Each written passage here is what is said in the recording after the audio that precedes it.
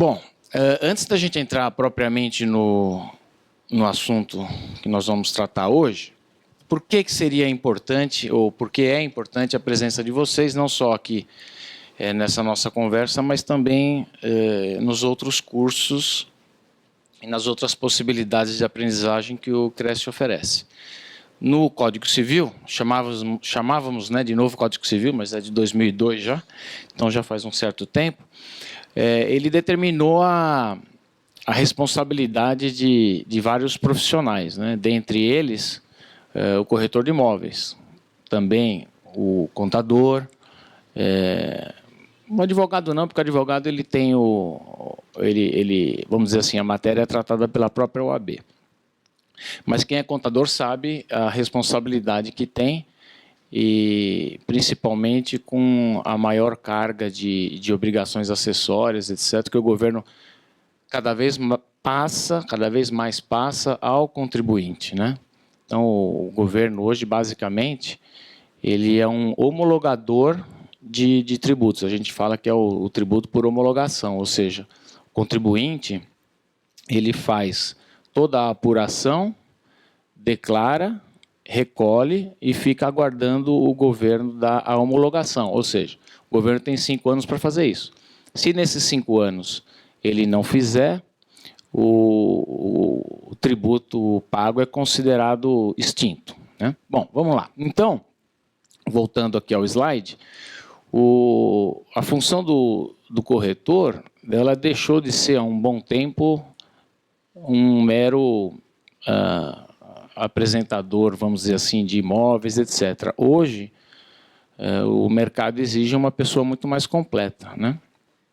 Que possa auxiliar ao comprador em vários quesitos, né? Tanto em relação à avaliação do imóvel, quanto também nas consequências daquela negociação que ela vai fazer. Hoje nós temos a compra e venda, temos a permuta, temos a doação e etc. Então, o ideal, obviamente, como o próprio artigo de lei ele menciona, é que o corretor ele tenha conhecimento e, com isso, a responsabilidade de ofertar ao cliente o maior número de informações possíveis, informações, obviamente, corretas, né?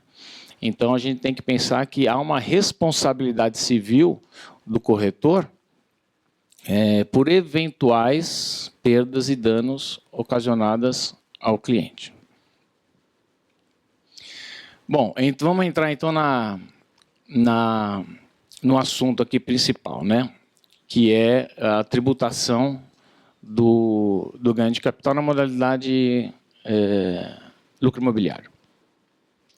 A Constituição, na verdade, ela não define o que é o tributo, o que é o imposto, o que é a taxa, etc. A Constituição apenas, e não é apenas, na verdade, né? Ela determina as competências, ou seja, você vai encontrar na Constituição quem é competente para criar e administrar determinados tributos. Então, na Constituição vai estar que a União ela é responsável, por exemplo, pelo IPI, pelo Imposto de Renda, pelas contribuições, etc. Já a Prefeitura, o Estado, na verdade, ele é responsável pelo quê? Pelo IPVA, pelo ITCMD, que é o Imposto de Transmissão, Causa Mortes e Doação. A Prefeitura já é responsável pelo IPTU, pelo ISS. Então, a Constituição ela define a competência de cada ente tributário, ok? Que são 3, então, União, Estado e Município. E no caso do Estado, não podemos esquecer também do Distrito Federal, né? Que ele tem um misto, a natureza jurídica dele é um misto de Estado e de Prefeitura. Então, vamos lá. Quem define efetivamente o que é tributo é o Código Tributário Nacional, no artigo 3º. Então, o que quer dizer todo esse artigo 3º aí? Tributo é a prestação pecuniária compulsória, ou seja, é uma prestação obrigatória, né? Obviamente, o contribuinte não pode fazer um juízo de valor se ele deve pagar ou não. em moeda ou cujo valor possa se exprimir, ou seja, preferencialmente em moeda, que não constitua sanção de ato ilícito, ou seja, não é multa, instituída por lei, princípio da legalidade, ou seja, não há tributo sem lei anterior que o crie ou que o defina, e uma atividade administrativa vinculada, ou seja, vinculada a quem? Ao ente, ou à União, ou ao Estado, ou ao município, e nenhum desses entes tem poder de transacionar essa obrigação, ou seja, o fiscal, o procurador, seja lá o que for, a obrigação legal dele é cobrar, independentemente de qualquer situação.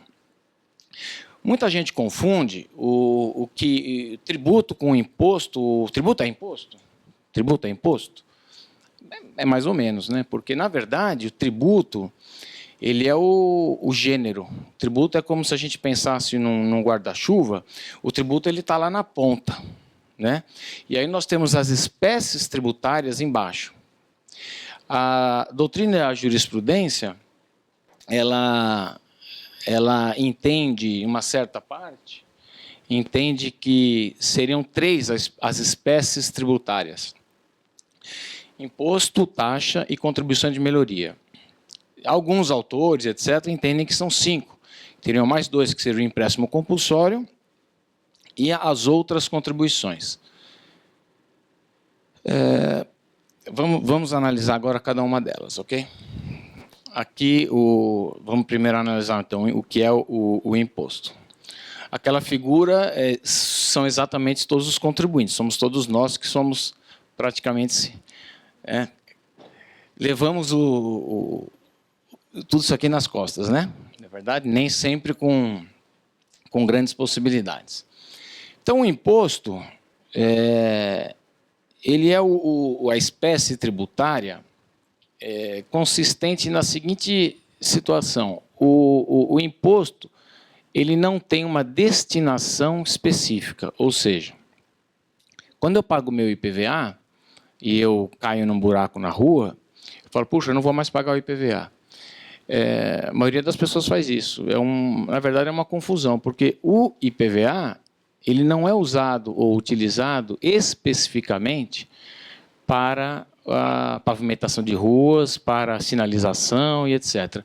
Como todo imposto, ele vai, vamos dizer assim, por uma conta geral daquele ente, e lá ele vai ser aplicado em N situações, ou seja, educação, segurança, saúde, e etc. Né? Então, ele vai para um caixa geral daquele ente, que pode ser qualquer um dos entes, União, Estado ou município, que vai destinar, segundo a previsão orçamentária, né, que tem que se fazer todo ano, etc., ele vai destinar a aplicação daquele tributo nas áreas já determinadas. As taxas. A taxa, ela já diferentemente do tributo, ela é uma espécie tributária que ela tem uma destinação específica, né? Então, suponhamos que eu vá querer uma certidão, né? Uma coisa que normalmente, né, os corretores fazem, uma certidão negativa de débitos, executivos fiscais, ações cíveis, falência, concordata, etc., que eu tenho que tirar no fórum, né? E você paga um valor para aquilo. Então, aquilo é considerado uma taxa, ou seja, é uma contraprestação do Estado a você por um fator determinado, ok? A gente fala muito em poder de polícia. O que é o poder de polícia? Na verdade, é o poder fiscalizante. A gente fala poder de polícia, mas alguém aqui tem negócio? Alguma empresa aberta, alguma coisa assim? Então, provavelmente, aqui em São Paulo, vocês devem ter recebido, em algum dos exercícios, a TFE, né? Taxa de Fiscalização de Estabelecimento. O que é essa taxa? É essa aqui. você paga para que a prefeitura local ela possa ter o direito de fiscalizar você, né? Esse poder de polícia é a entrada do fiscal no seu estabelecimento. Então, você está adquirindo, vamos dizer assim, embora obviamente obrigatório, né? Você está adquirindo esse tipo de serviço para ser fiscalizado. Então, ó, tá vendo ali do serviço público específico e divisível, ou seja, se é algo que você pode mensurar, então vai ser taxa, ok? Contribuição de melhoria. Isso aqui é muito importante para o corretor. Embora não seja comum nós encontrarmos essa situação, ela deveria ser muito mais bem aplicada. Contribuição de melhoria é quando o proprietário de um imóvel, e a gente só fala contribuição de melhoria em imóveis, ok?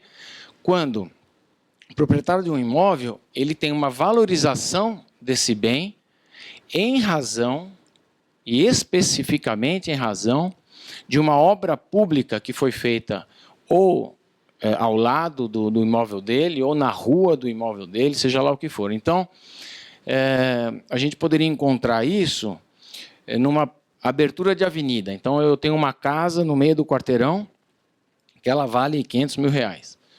E há uma desapropriação ali, margeando. Em 2, 3 anos, eu saio no meio de uma rua pequena, etc., para a esquina de uma avenida de 6 pistas, por exemplo. Muito provavelmente, né, o meu imóvel vai valorizar. Pode ser que até que ele perca a característica de imóvel residencial, né, e passe a um imóvel para fins não residenciais. E aí, provavelmente, ele vai, inclusive, valorizar mais ainda, né, se o local, se essa obra foi bem feita, etc. Quando isso acontece, o ente que fez essa obra, geralmente a prefeitura, mas não exclusivamente, porque pode ser uma obra do Estado, no caso de uma estrada, por exemplo, alguma coisa assim, essa obra vai valorizar o meu bem. Então, o Estado ou ente teria o direito de me cobrar esse tributo, que é a contribuição de melhoria. Ou seja, eu saí de um imóvel de R$500 mil para R$1 milhão por algo que eu fiz? Não. Na verdade, eu fui beneficiado por uma obra pública.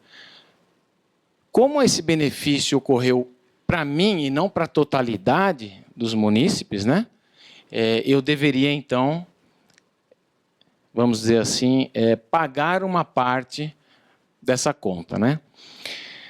Só que para isso, talvez seja essa a razão da não aplicabilidade, normalmente, desse instituto, o ente ele tem que pormenorizar e comprovar todos os gastos que ele teve com aquela obra, né? E todo esse valor ele pode ser rateado entre 1, ou 20, ou 50, ou 100 contribuintes. Obviamente que nunca vai ser só para um. Então, o que a gente pensa por que esse instituto, vamos dizer assim, que ele é justo, né? Porque se eu tive o meu imóvel, ou aquele bairro teve uma grande melhoria, por que toda a cidade pagar por aquilo, né? Então, seria interessante. Agora, como tem que ser obviamente é passível de discussões, né? Então, o ente chega e fala, olha, vocês todos vão recolher X. Quer dizer, eu posso impugnar aquilo. Posso falar, imagina, essa obra custou muito mais caro do que deveria custar. Então, talvez por isso seja um tributo que não é usualmente realizado. Mas vocês podem, eventualmente, encontrar em alguma negociação uma questão como essa, ok? Pelo menos eu acredito que vocês vão ter a noção do que a gente está falando, etc. Bom, as outras duas espécies tributárias, né, que tem uma divergência aí, se é espécie ou se não é espécie, são os empréstimos compulsórios. Quem é mais antigo aqui sabe muito bem do que é isso, né? Já passaram acho que pelo dos veículos, pelos dos combustíveis, etc. Eu vou falar bem rapidinho. O empréstimo compulsório assim, é um tributo de caráter excepcional. Quando há uma situação emergente, uma situação urgente no país, o Estado pode, no caso a União, ela poderia instituir o empréstimo compulsório. A Constituição fala até em caso de guerra, né? Ou seja, o país entra em guerra, precisa que os seus cidadãos contribuam em valores, etc., e aí ela pode instituir. E as contribuições diversas, que são aquelas todas, principalmente as contribuições sociais, né? PIS, COFINS, contribuição sobre o lucro, etc. Bom, o que a gente agora vai entrar, efetivamente, no assunto a que se destina nessa nossa conversa aqui. Alguém acordado ainda? Alguma dúvida? Quando não tem dúvida, é aquela, ou todo mundo está entendendo tudo, ou todo mundo está entendendo nada, né? Essa é uma questão que poderia ser encarado, ou pode ser encarado, como uma contribuição de melhoria. Em algumas ruas em que isso acontece, e a gente vai ver um pouquinho mais para frente uma situação dessa, às vezes o próprio ou os próprios contribuintes pagam já até antecipadamente à prefeitura para que ela faça isso. Agora, se ela já paga IPTU, né, porque a gente tem algumas localidades, vamos dizer assim, de ocupação ilegal, que você não paga IPTU. Então, se você não paga IPTU, você, na verdade, você não teria direito a calçamento, né, a asfalto, etc. É uma obrigação do ente, quando você paga o imposto, embora, obviamente, que eu falei que o IPTU ele é feito e é arrecadado para se gastar em uma coisa, não. Ele vai para o cofre, vamos dizer assim, geral, e a prefeitura ela aplica onde ela quiser. Porém, é um imóvel de propriedade, né? Territorial urbana, ou seja, só quem tem imóvel. Se você está pagando IPTU, você deve, na verdade, exigir até que em frente à sua casa tenha calçamento e pavimentação, né? Então, dependendo do caso, não é contribuição de melhoria. Na verdade, seria uma obrigação da prefeitura estabelecer aquilo ali. Antigamente eu sei que isso era cobrado, por exemplo, para os moradores de uma determinada rua, onde iria ser asfaltado ou colocado esgoto ou água, essa contribuição. Não sei se isso ainda se aplica hoje. Olha, eu não tenho notícia. Agora, você falou, na verdade, duas coisas, né? Porque você falou em pavimento, calçado e falou em esgoto e água, né? Sim. São dois entes totalmente distintos, né? Porque quem coloca esgoto e água é a Sabesp, né? Aqui em São Paulo, né? Quer dizer, se ela vai cobrar água de você, água e esgoto, ela não pode fazer se ela não está lá. Na verdade, é uma infraestrutura obrigatória dela, né? Senão não tem como ela te cobrar, entendeu? Sim. Então, assim, não dá para te dar eu não daria, na verdade, né, uma resposta única para a sua pergunta, né? Eu acredito que deva analisar a situação pontual, né? Então, vamos supor que a prefeitura já estabeleceu que ela vai criar um bairro naquele local. Se ela vai criar esse bairro, ela tem que dar, tanto ela quanto a companhia de água, de eletricidade, não é? Ela tem que prover as condições para que possa se criar uma comunidade naquele local. Ok? Ok, obrigado. Bom, então vamos lá. A incidência Quando a gente fala em ganho de capital, na verdade, aqui mais uma vez é o gênero, tá? E a espécie, ou subgênero, seria o lucro imobiliário. Por quê? Vamos lá. Quem determina a incidência e a definição, né, vamos dizer assim, que é o ganho de capital, é o Regulamento do Imposto de Renda 1999, chamado de RIR, né, para não chorar, vamos dizer assim, né? Acho que eles fizeram por querer isso. Bom, então vamos lá. Está sujeito ao imposto que trata esse título, né, que é efetivamente o imposto de renda sobre ganho de capital. A pessoa física que oferir ganhos na alienação de bens ou direitos de qualquer natureza. Ou seja, existe só imóveis? Não.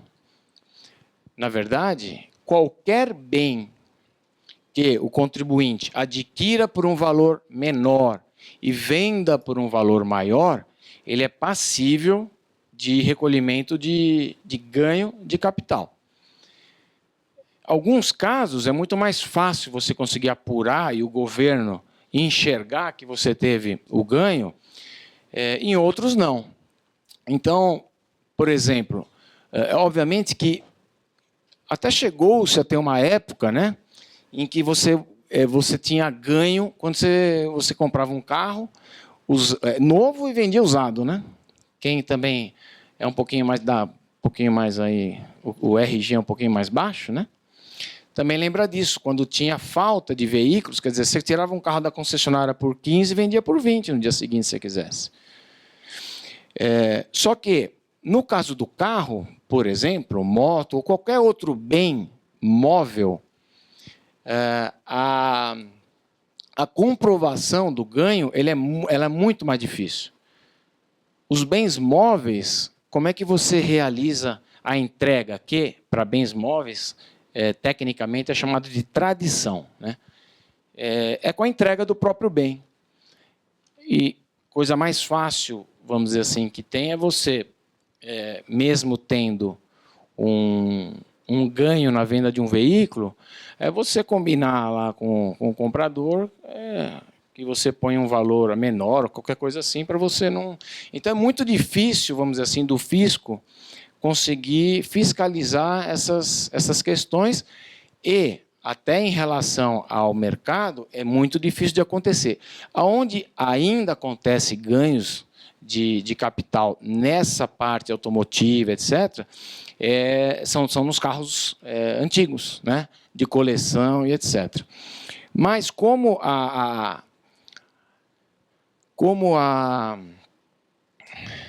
vamos dizer assim, a sistemática de venda desse bem imóvel é a entrega, né, e a passagem, obviamente, de um documento particular, né, que você só, na verdade, reconhece uma firma, etc., é muito mais difícil você manter uma fiscalização sobre isso.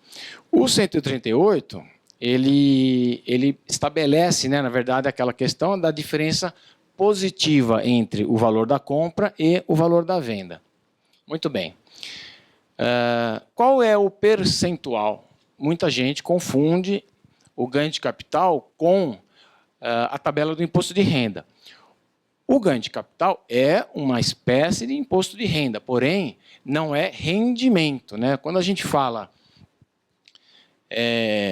na tabela do imposto de renda, nós estamos mencionando os rendimentos que aquela pessoa auferiu, física ou jurídica, né?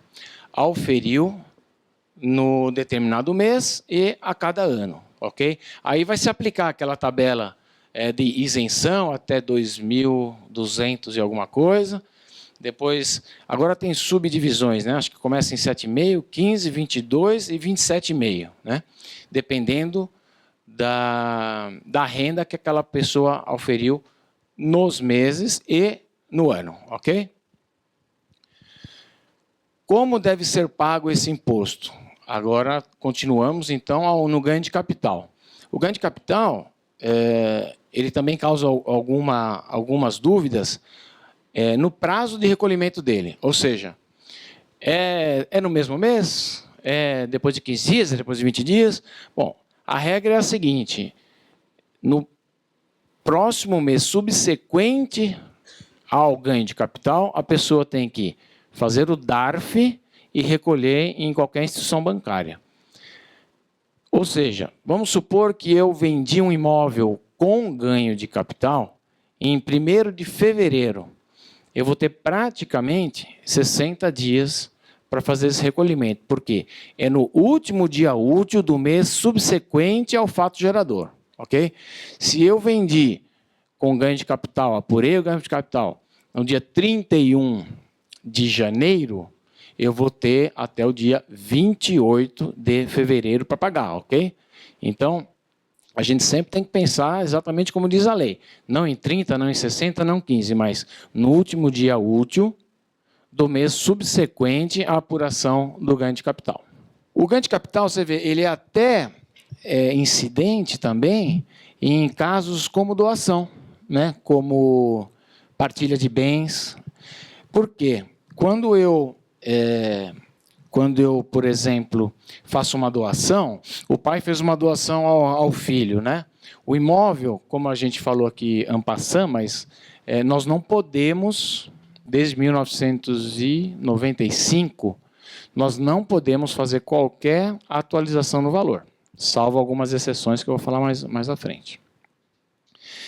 Então, ele tem um imóvel lá de 200 mil, que está declarado desde 1900 e bolinha, uma declaração dele, que hoje vale 1 milhão. Ele pode fazer a doação desse bem para o filho, respeitando o mesmo valor de 200 mil. Se ele fizer isso, não vai incidir o ganho de capital. Porém, ele fala assim, você quer saber, eu vou facilitar a vida do meu filho, então eu vou passar já por 1 milhão para ele, né? Porque aí o meu filho fica com o valor de um imóvel atualizado. Quando ele quiser vender, ele não vai apurar ganho de capital, ou se vender a maior do que 1 milhão, ele vai apurar um ganho de capital de 1 milhão para cima, né? Então, se eu faço isso, eu, pai, eu vou recolher ganho de capital já 15% sobre 800 mil. Ok?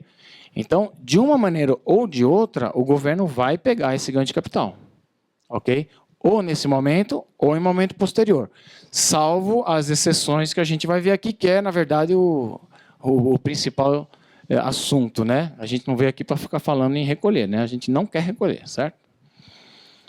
Você ia falar alguma coisa?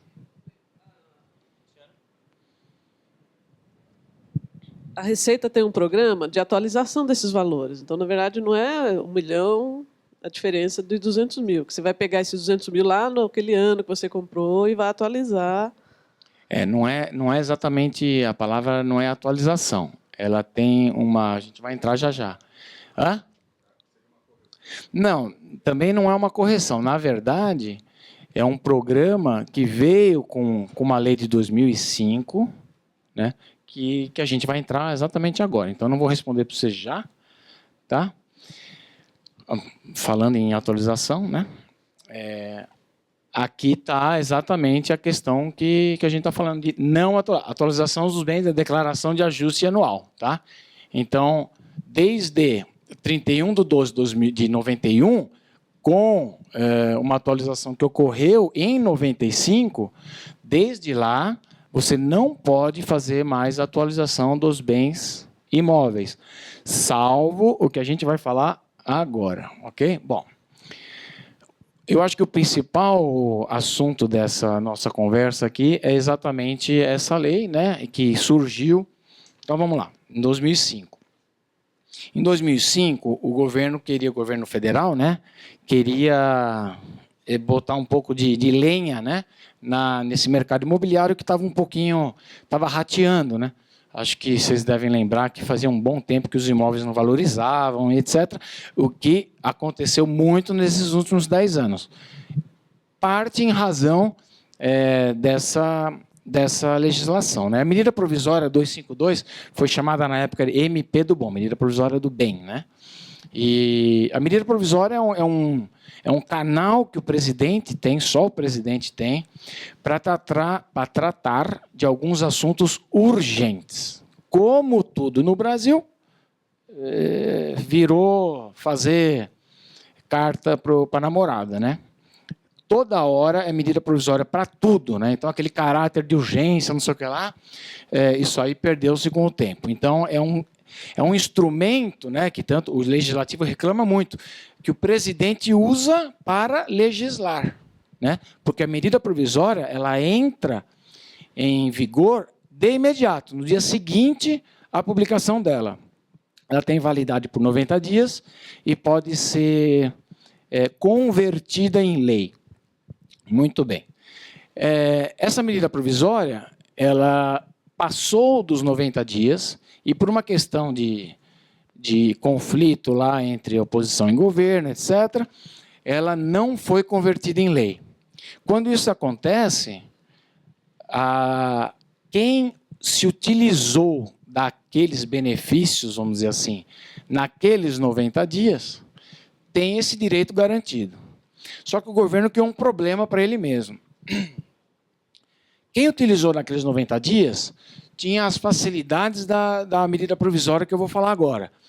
Porém, quem não se utilizou não teria. Aí o que você está fazendo? Você está infringindo, vamos dizer assim, o princípio da igualdade, né? Se eu sou contribuinte, o outro também era. Se eu tenho uma casa, o outro também tinha. Se eu quero vender, o outro também queria. Por que ele não vai pagar imposto e eu vou, né? Então, isso daria discussões assim ad eterno, né? O que chegou-se à conclusão? Então, aí o Congresso promulgou uma lei, né? Deu entrada num projeto de lei, etc., que se transformou nessa Lei 11.196, que basicamente é a medida provisória 252. Tá? Tem algumas pequenas diferenças, mas basicamente é ela, e para o que nos interessa, não mudou nada. Então, nessa lei, três artigos que para nós são os fundamentais, né? Ela estabeleceu novos valores para bens de pequeno valor, estabeleceu a isenção para a compra de um outro imóvel residencial e implantou os fatores de redução, que a nossa amiga aqui chamou de atualização. Tá? Não é atualização. Você não pode atualizar os bens, salvo algumas questõezinhas que a gente vai ver. Muito bem. Então, os bens de pequeno valor, eles passaram a ser isso aqui, ó, R$20 mil em caso de ações, negociações no mercado, e R$35 mil nos demais casos. Ou seja, independentemente do valor que eu tenha de ganho, eu comprei um negócio por 1.000 e vendi por 20. Ok? É considerado bem de pequeno. Na verdade, ali ações. Se eu comprei um carro por R$2 mil e vendi por 35 mil, eu não vou ter isenção. Eu não vou pagar ganho de capital, porque está nesse benefício da lei. Esse benefício ele é encarado mensalmente, ok? Então, se eu tenho R$100 mil em ações na Bolsa de Valores, se eu vender a 100 mil, eu comprei por 50, comprei por R$1.000 e vou vender por 2 mil. Desculpa. Eu tenho 100 mil já em ações. Se eu vender todas essas ações dentro do próprio mês, eu vou pagar ganho de capital. Porém, se eu dividir a venda em 5 lotes, cada mês eu vender R$20 mil, sendo que o valor de compra desses R$20 mil era R$5 mil, por exemplo, eu não vou pagar ganho de capital. Então, quer dizer, eu posso... É óbvio que quando eu decido vender uma ação, é porque ela está em alta, né? Então, eu posso aproveitar aquele momento de alta e vender tudo, porém, vou apurar 15% sobre a diferença, ou, se é uma ação estável e chegou naquele valor, por exemplo, eu sei que vai se manter, eu posso escolher, eu posso vender 20 mil num mês, posso vender 80 no outro, posso vender 20, 20, 60, ou 20, 20, 20, 20, ok? Isso aqui não se aplica ao nosso mercado, mas a gente tem que falar. Vamos lá. Aqui que entra, então, o maior benefício da lei, que é o que mais interessa a todos nós aqui. E que gera sempre alguma dúvida. Essa lei ela trouxe, então, a possibilidade de você não pagar, você ter a isenção total do ganho de capital apurado, independentemente do valor que você apurou, caso você compre em até 180 dias da venda, ou seja, da escritura, do contrato de compra e venda, seja lá o que for, um outro imóvel residencial ou outros imóveis residenciais. Ou seja, eu posso, num período de 180 dias, vender uma casa que eu tenho residencial, né? Por 1 milhão, eu tinha pago nela 500 mil, ou seja, apurei 500, e eu posso aplicar toda essa parcela ou parte dessa parcela na compra, por exemplo, de 2 imóveis residenciais. Então, eu vou diminuir minha casa, mas eu vou comprar 2 porque meu filho foi embora, só está eu e minha esposa, e eu vou comprar 2 imóveis, um para moradia e um para renda, né? Isso, olha, acontece muito, tá? Então, se eu aplicar o 1 milhão, eu vou ter a isenção total. Se eu aplicar 750 mil, eu vou ter a isenção parcial. Eu vou pagar ganho de capital não sobre 500 daquela diferença, mas sobre 250, sobre a parcela não aplicada. Ok? Doutor, Senhor. apenas para constar, recebemos aqui uma mensagem por um internauta que está assistindo então ao vivo pela TV Cresce. Diz aqui, muito boa palestra, parabéns aos que estão presentes no auditório do Cresce. Estou assistindo pela TV Cresce em Washington, D.C., Estados Unidos. Quem mandou essa mensagem foi o nosso presidente José Augusto Viana Neto. TV Cresce já que ele está assistindo, um abraço para ele, que ele brinque bastante com o neto, né? A neta. E põe o casaco, né? Bom, vamos lá. Então, aquela tua dúvida está no parágrafo 2º, tá vendo? Então, a aplicação parcial do produto implicará na tributação do ganho proporcionalmente ao valor da parcela não aplicada. Ok? Então, vamos lá. E aqui a terceira é o exemplo que eu dei de você vender um imóvel, comprar 2, 3 ou 4, seja lá o que for. Desde que, se você quiser aproveitar da isenção da lei, sejam imóveis residenciais, ok? Por que o governo, na época, e, né, o legislativo, etc., determinou que assim fosse? Ele queria fomentar o mercado de residências. Ou seja, ele queria que aquela pessoa que já estava apta, vamos dizer assim, a subir um degrau, né, sair de uma casa ou um apartamento de 2 quartos para 3, ele tivesse uma vontade maior, né? E essa vontade ela veio como? Poxa, vem cá, se eu vou fazer isso, mas puxa, eu comprei lá atrás, eu teria um valor terrível, né, para pagar de ganho de capital, não vai valer a pena, né? Então, o que acontece? Ele, recebendo essa lei, ele falou, poxa, agora, né, os 100 mil que eu ia gastar, suponhamos, de ganho de capital, eu coloco no imóvel. Então, o que acontece? Fomenta o mercado.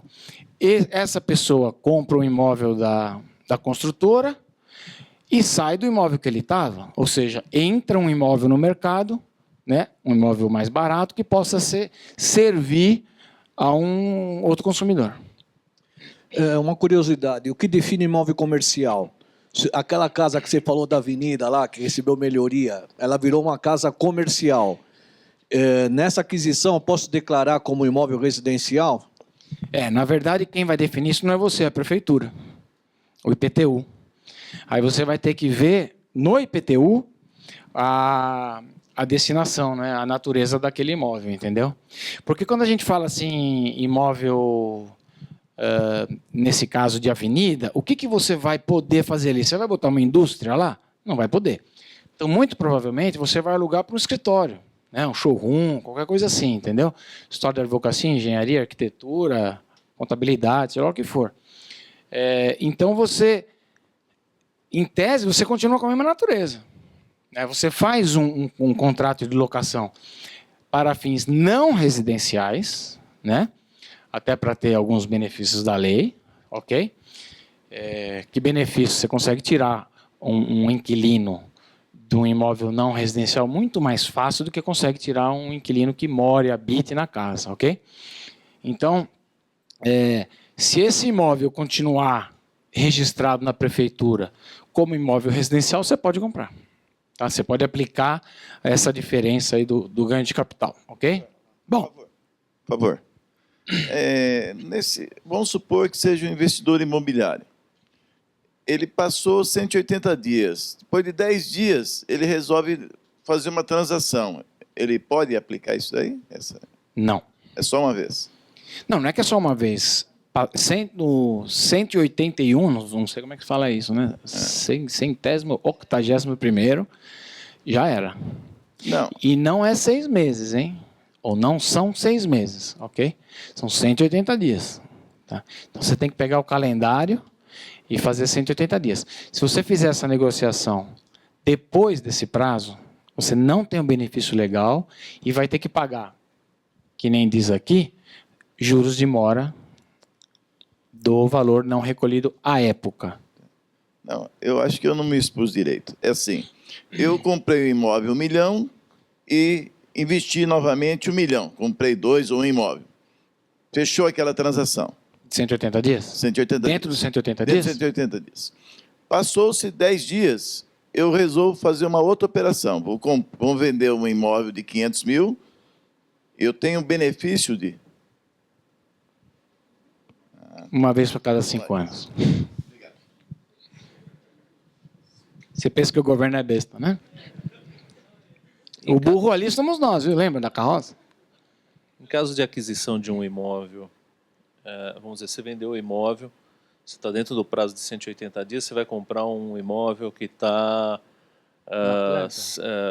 sendo financiado na coisa. Você utilizou, vamos dizer, você tem 1 milhão, vai comprar um imóvel de 2 milhões,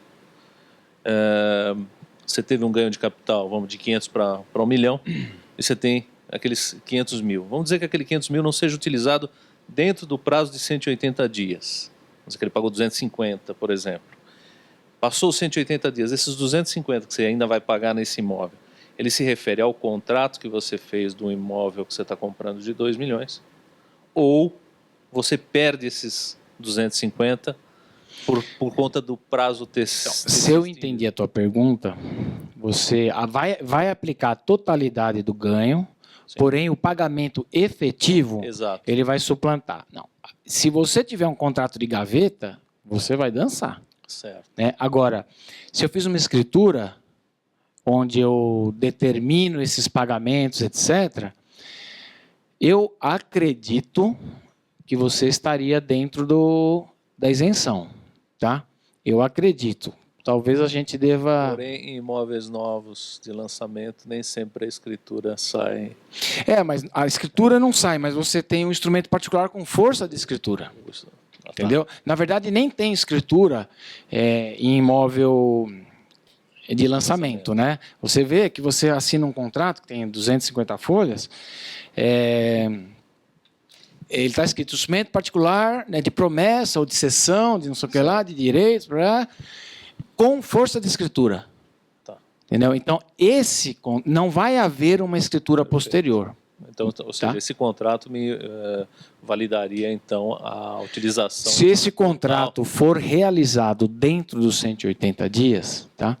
Agora, como é que vai se dar esse pagamento de 250? Por que você passou para lá? Qual o motivo? Sei lá, de repente ele tá parcelado, porque você está comprando, ele está no pré-chave, você está transferindo uma dívida de alguém, enfim. Pode ocorrer essa situação.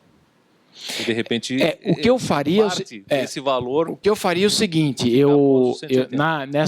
nesse instrumento aí, eu acho que eu colocaria assim, que determinado valor vai ser pago pela resgate das notas promissórias, e já coloca ali o valor de cada nota promissória, entendeu? Para que tudo fique dentro do instrumento. A princípio, eu acredito que eu faria isso, tá? Agora, é um caso que pode caber interpretação do fisco. Pode caber interpretação, né? Porque para efeito de imposto de renda, você não está usando aquele capital totalmente... Mas dentro do... Aí que tá. Se for tudo isso dentro do próprio exercício, fica muito mais fácil. Né? Se for inter-exercícios, aí complica. Aí complica porque você provavelmente, esses 250, ele vai estar em outro lugar que não vai estar ali. Entendeu? Então, pode ser que gere algum... Ele entra como modalidade de empréstimo, É. né? Pode ser, a natureza Mas- pode ser. Agora, o programinha que a gente vai ver aqui, ele não... Eu não lembro se ele traz essa situação, tá? Mas eu acho que... porque tudo isso que a gente falou aqui... Deixa eu ir um pouquinho mais para frente. Bom, deixa eu ver aqui. Deixa eu só retomar aqui para passar para o slide, tá? Então, se você não utilizou do valor... Quer dizer, veja, você vendeu, você tem 180 dias para comprar, ok? Se eu comprei e investi tudo, legal, tem isenção completa. Se eu comprei e investi metade, eu tenho a isenção parcial. Agora, pode ocorrer de eu ter procurado 180 dias e não ter achado, ok? Eu vou pagar multa, juros? Não, a multa, a princípio, eu não pago, porque eu ainda estava... O governo entende, né, que eu estava em processo de procura de um imóvel, eu não estava só enrolando para não pagar, né? Então, se eu passei dos 180 dias, eu tenho 30 dias para fazer o pagamento do ganho de capital, com juros de mora, tá? Que é o inciso 1 do parágrafo 4º, ok? A partir do segundo mês subsequente ainda, na verdade, aos 180 dias. Só se eu deixar de pagar, ou seja, 180, 210, 240, aí eu vou pagar com multa, juros, de mora e etc, ok?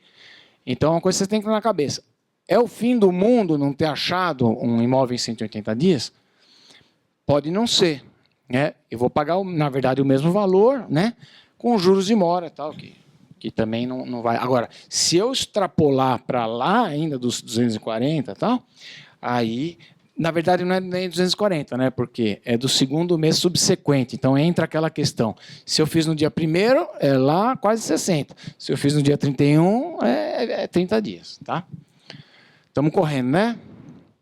Você está de pé aflito, né? Não? Então, vamos lá. A isenção que a gente está falando, ela também se aplica em casos de permuta de imóveis sempre residenciais contorna, né? O que é contorna, né? Você dá uma permuta e volta ou vai um valor, né? E a questão aí que a gente mais ou menos abordou, né? Que você pode investir isso aí em imóvel em construção ou na planta, né? Então, quer dizer, se a lei dá essa possibilidade, eu acredito que a lei tenha levado em conta que um imóvel em construção ou na planta, você nunca faz aquele pagamento integral, né? Então, eu acredito que vale... É aquela história, dentro do mesmo exercício, você tem que diminuir, talvez, o risco que você vai correr, tá? Eu iria pela isenção, tá? E, por último, o que a lei traz, né, de benefício é o artigo 40, que é o fator de redução, que lembra que você falou que seria a valorização, né, ou a atualização, né? Pena que só tem um contador aqui, né, porque a gente ia ensinar o pessoal a fazer essa conta aqui, não é verdade? Bom, para que vocês não fiquem ainda desesperados, não há motivo, esses dois fatores de redução, na verdade, na legislação total, nós temos 3, que a gente vai ver. Nesse fator aqui, nesse artigo 40, há 2 fatores de redução. O que é esse fator de redução? Foi mais uma amenidade, né? Então, vamos supor, eu só vendi o imóvel, eu não quero comprar outro, né?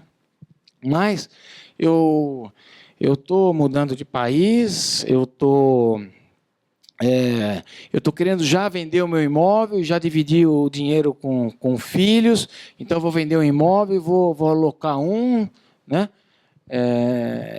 Até passar dessa para outra, e aí eu vou apurar um ganho de capital. Eu vou ter que pagar, puxa, então não vou fazer isso. Então, pensando nessa questão, o governo entendeu que vamos também tentar facilitar a venda desse imóvel, ou seja, eu quero mais um imóvel no mercado.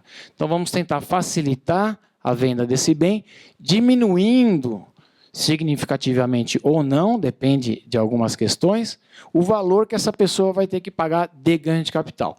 Então, o artigo 40, ele traz dois fatores, o FR1 e o FR2, fatores de redução, ok? Vamos lá. Para facilitar a vida de todos, ninguém precisa fazer conta. A Receita Federal, no site da própria, ela tem ali no link serviços, entre em serviços, e desce mais ou menos uns 70% ali do cursor, tal, vocês vão encontrar um ícone chamado ganho de capital, né, 2015 e tal. É só baixar, faz download, etc., manda instalar, tal, que a partir daí você vai poder fazer exercícios da incidência ou isenção de ganho de capital total, parcial, seja lá o que for, ok? A gente vai ver um pouquinho melhor isso. Porém, no parágrafo 2º desse artigo 40, ele tem mais um fator de redução. Ele não é chamado fator de redução porque, na verdade, ele está numa lei de 1988, que já existia, né, obviamente, e que também trazia a possibilidade de você ter uma diminuição no ganho de capital apurado. Essa lei, ela traz uma tabela decrescente, 5% ao mês, e ela seria aplicada da seguinte forma: suponhamos que alguém tenha comprado um imóvel em 1969 e venda agora em 2015. Provavelmente esse imóvel está no... Se essa pessoa estiver viva, né? Eu estou, né? Sou mais velho que isso, não sou não? Sou, né?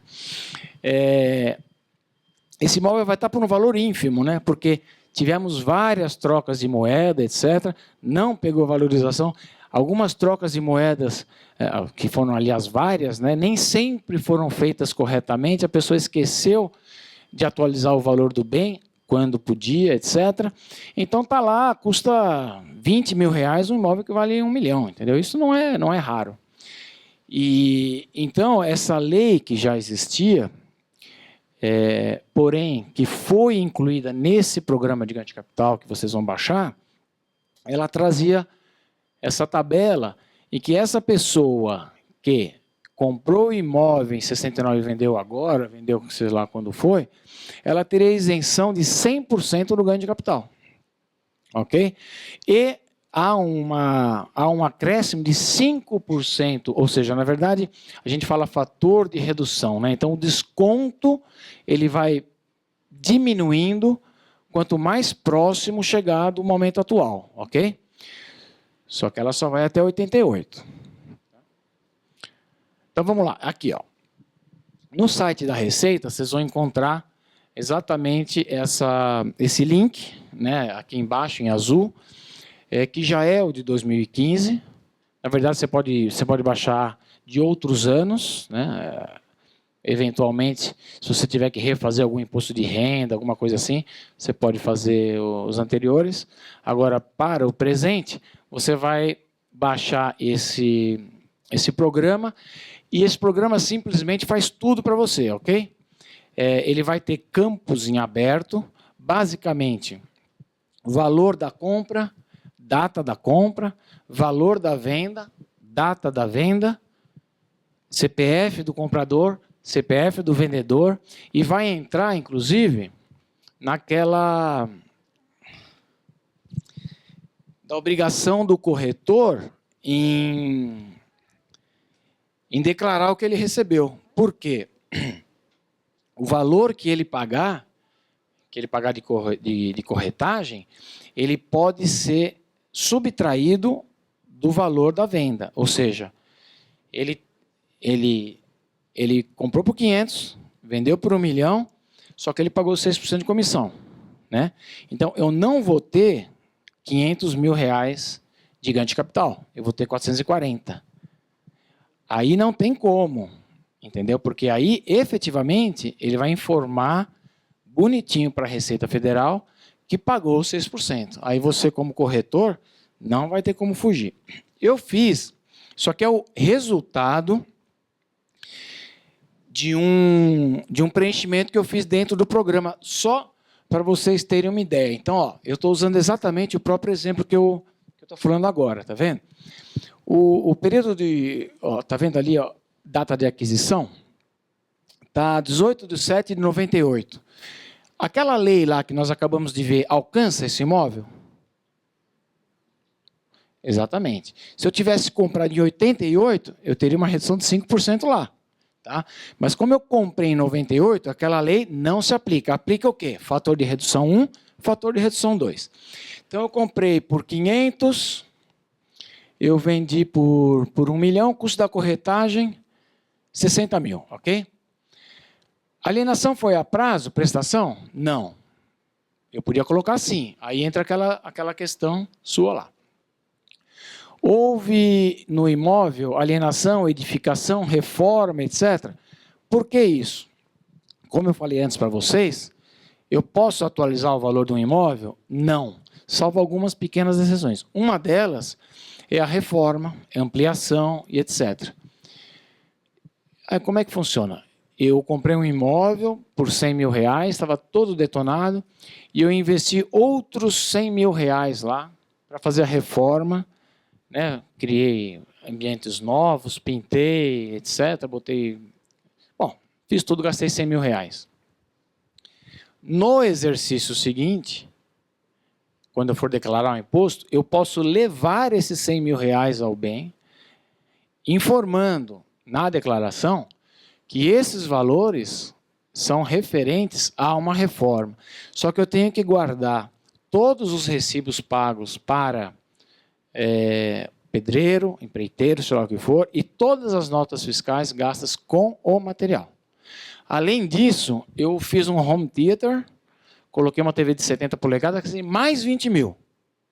Okay? Esses 20 mil, como é que eu faço? Eu ponho lá?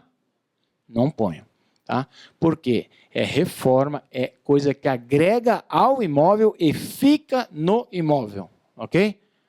Se eu fizer armários embutidos, a princípio eu acho que agrega. Tá? Agora, se eu levar o armário embora, não sei se o fiscal vai descobrir, mas complicou, ok? Então tem essa possibilidade. Terceira pergunta, que aqui já é a resposta, né? O produto da alienação, etc., dentro dos 180 dias, foi utilizado para a compra de um outro imóvel? Aqui eu falei não. Se eu falasse sim, isenção completa do ente de capital, ok? Eu falei não. Então, na verdade, olha, o custo de aquisição eu errei, tá? Não era 670. Então, vamos lá. Eu vendi por 1 milhão, né?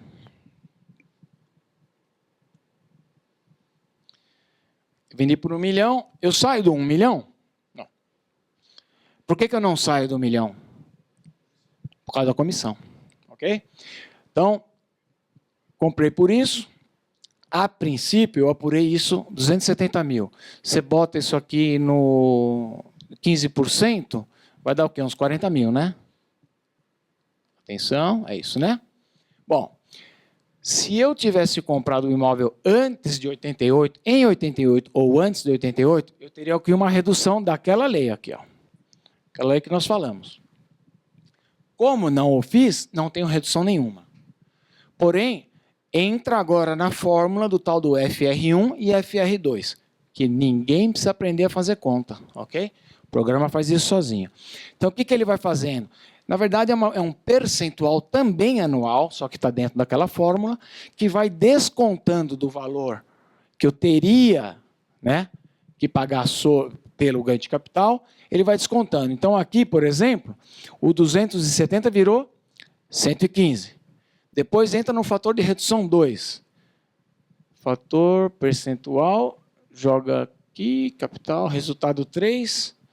Aí esse incide sobre aqui de novo, vai ter esse desconto, e aí eu vou chegar no valor de ganho de capital a recolher de 270 para 107 mil.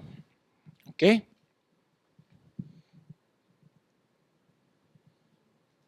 Aí o resto, na verdade, aqui é a impressão, né, das inserções que eu já fiz, e aquele 40 mil, vamos dizer assim, ele baixou para 16 mil. E aí ele me dá as últimas informações, tá? Tudo isso também é automático. E aí você tem a possibilidade de, logo após você fazer isso, você clica lá, fazer DARF. Ele já faz o DARF para você, com código de receita, com o teu CPF, etc. E com o valor que você vai ter a pagar. Lembra que é no último dia útil do mês subsequente? Eu fiz isso em fevereiro, né? Então eu aproveitei 5 dias de fevereiro e mais os 30. E aí, pagando isso aqui, eu quito a minha obrigação com o fisco. Se por acaso, mesmo eu fiz um outro exercício, tá? Mesmo programa, só que aí eu fiz o seguinte, em vez de eu colocar aqui que eu não adquiri outro imóvel, eu coloquei que eu adquiri outro imóvel dentro dos 180 dias, ok? Então eu teria direito à isenção. E é assim que ocorre, tá vendo? Ele faz a conta toda igual. Só que na hora do ganho de capital lá, eu vou para o zero. Eu não tenho nada a pagar, porque eu não apurei, na verdade, o ganho de capital. Aí, mesmo que eu clique fazer DARF, etc., não vai acontecer nada.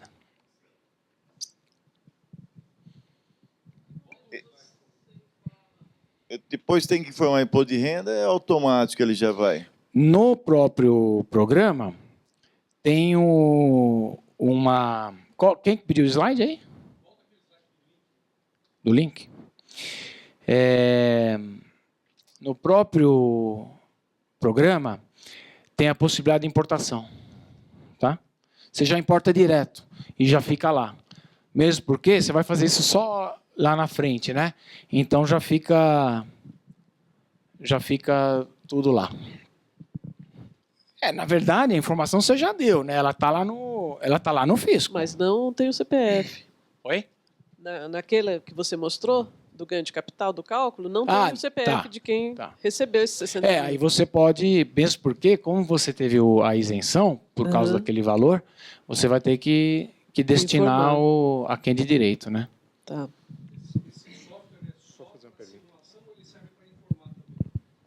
Então, esse software, você pode simular, fazer 10 simulações. Essas informações de simulação, inclusive você pode ir guardando elas, tá? Elas não são de conhecimento da Receita. Elas só serão se você fizer a importação. Tá? Então, você pode fazer 20 exercícios que ninguém sabe de nada. Eu tenho uma pergunta. Se eu vender um imóvel comercial e comprar 2 imóveis residenciais, o benefício... O governo vai ficar contente que você vai pagar o ganho de capital. Eu vou pagar o ganho de capital, né? Ok, obrigado. Tanto na venda quanto na compra, falou em imóvel que não seja residencial, esquece. E se o imóvel for residencial / comercial? Seria para os dois fins? Mas é que tá, o IPTU que vai falar. Assim, você tem, principalmente no Itaim ali, você tem N imóveis que são residenciais, que são usados por lojas, etc. Né? Enquanto a prefeitura não tiver alterado a natureza do imóvel, você pode fazer como a lei determina, ok? E agora, a partir do momento que porque o IPTU do imóvel não residencial é mais caro. Né? Então, a prefeitura deveria ou tenderia a transformar esses imóveis, né, que principalmente estão em corredores, né, de residencial para não residencial. Aí, se isso ocorrer, aí você não pode usar o benefício. Tá? Bom, o programa, quer dizer, pode ser que o programa é super fácil, tá? Realmente é bem tranquilo. Pode ser que vocês tenham, eu acho particularmente que a única dificuldade do programa é você determinar o valor de compra quando ele não estiver na declaração de imposto de renda. E isso pode acontecer, né? Por exemplo, você pode estar fazendo uma alienação, né, a título de separação de casal, de doação, sei lá o que for, e por um motivo ou por outro, e infelizmente acontece, esse valor não está declarado no imposto de renda da pessoa. Ela vai ter problema? Pode ser que tenha problema, tá? Mas não está declarado. Então, você tem que conseguir oferir um valor para colocar ali. E pior, às vezes, um valor, inclusive, lá para trás, né? Então, se você, por exemplo, a pessoa não lançou no imposto de renda, mas ela tem uma escritura de doação de 1990, né? Você vai ter que usar esse valor para fazer isso. Agora, se eu estou fazendo dentro do mesmo exercício, vamos dizer assim, eu estou fazendo uma partilha de bens de um bem que eu adquiri no próprio exercício. O que eu vou usar? Eu vou usar muito provavelmente o valor que eu dei para essa escritura de partilha.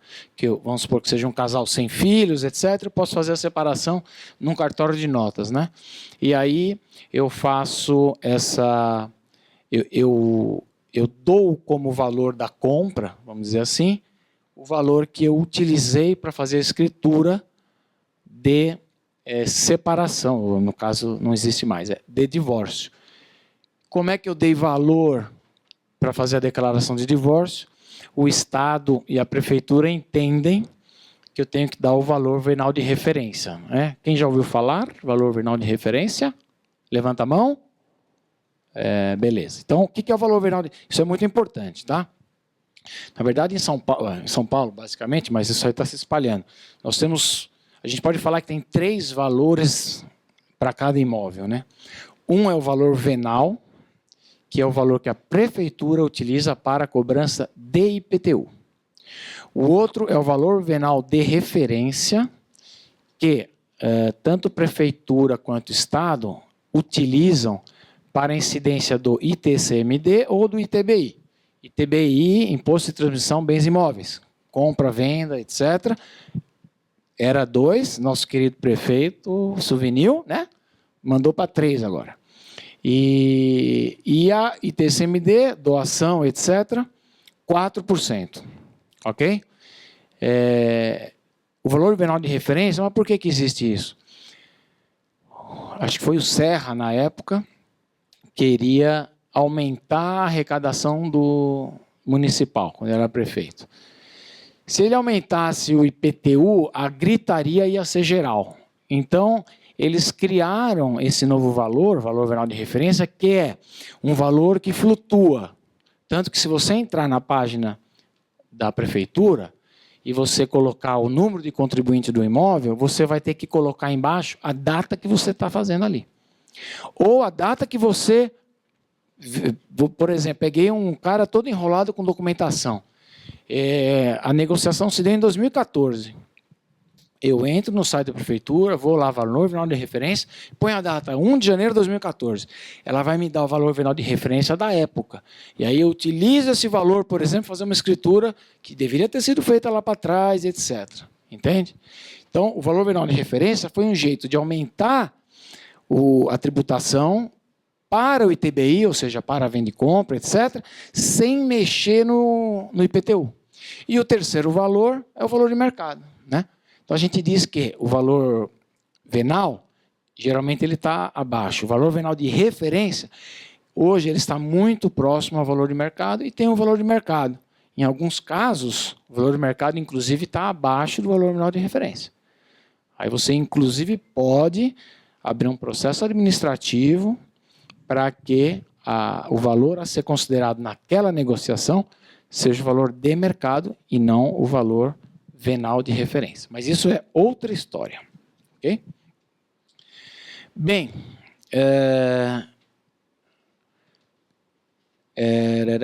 obras. Quem tinha perguntado daquela questão da obra pública, né? Acho que foi a pessoa ali, né? O senhor aí, né? Aqui diz que também pode integrar os valores na, entre aspas, atualização do bem do imóvel, aquela contribuição de melhoria e aquela questão lá da realização de pavimentação, instalação de rede de esgoto, etc., se for o contribuinte que teve que pagar por isso. Se não, ele não pode trazer para o custo do imóvel os valores despendidos para isso. E a parcela do financiamento, né? Então, você tem um imóvel comprado em 2000 com 15 anos. Então, cada ano, você pode agregar o valor pago das prestações, né? Então, você vai jogando. Na verdade, não estou nem atualizando, eu estou, na verdade, trazendo o valor real, né? O valor que eu estou pagando para o próprio bem, né? Aquela questão da construção, ampliação e reforma, etc., também posso trazer. O imposto de transmissão, o ITBI, eu posso trazer. Despesa de corretagem, né, que eu vou trazer como desconto daquela questão. E uma última coisa, agora é o último mesmo, existe também no regulamento do imposto de renda um benefício, na verdade, desde 99, ele é um tanto restrito, tá? Porém, ele pode caber aí em alguma coisa. Ele é restrito por quê? Porque o valor que ele entende como isenção, hoje em dia, dentro da capital, é considerado baixo, né? Então, se a pessoa tiver apenas, única e exclusivamente, um imóvel de até R$440 mil, e ela alienar esse bem, né, até 440 mil, independentemente do valor que ela tenha pago, ela tem a isenção também do ganho de capital, ok? Mas olha, realmente, olha, eu tenho um imóvel de 400, estou vendendo, mas eu sou condômino de um outro imóvel, condômino no sentido de coproprietário, né? De um outro imóvel com meus outros 9 irmãos, ou seja, eu tenho 10% de um outro imóvel. Não vai poder utilizar desse benefício. Ok? Então, esse benefício está no regulamento de imposto de renda, no artigo 122, e também, como a questão já abordada aqui, só pode ser utilizado a cada 5 anos. Ok?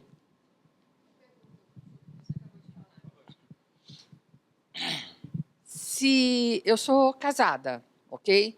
Então, o meu marido tem 10% em condomínio num outro bem e nós temos esse imóvel nosso, tá? Só esse. A parte dele é independente da minha? A gente faz o imposto de renda separadamente. Então, qual o regime? Comunhão parcial de bens. Então você também tem 10% lá. Entendeu? Não, mas se ele a não ser que seja um bem de raiz, etc., né? É controvertido, né? Eu acho que tem defesa, tá? Eu acho que tem defesa, porque se for um bem realmente de raiz, etc., que não vai se comunicar, né? Uhum. Eu acredito que você poderia usufruir. Se houver uma contestação do fisco, como advogado, eu acredito que você tenha uma defesa bastante forte, tá? Não vejo por que o fiscal não deveria aceitar a sua justificativa, porque efetivamente esse bem não vai se comunicar, né, com você. Tá, ok, obrigada. Tá? Bom, é isso aí. Falamos bem mais do que deveríamos, né? Mas espero que vocês tenham aproveitado. E o último slide é a comemoração que nós chegamos ao fim, né? Todos aqui, né? Obrigado.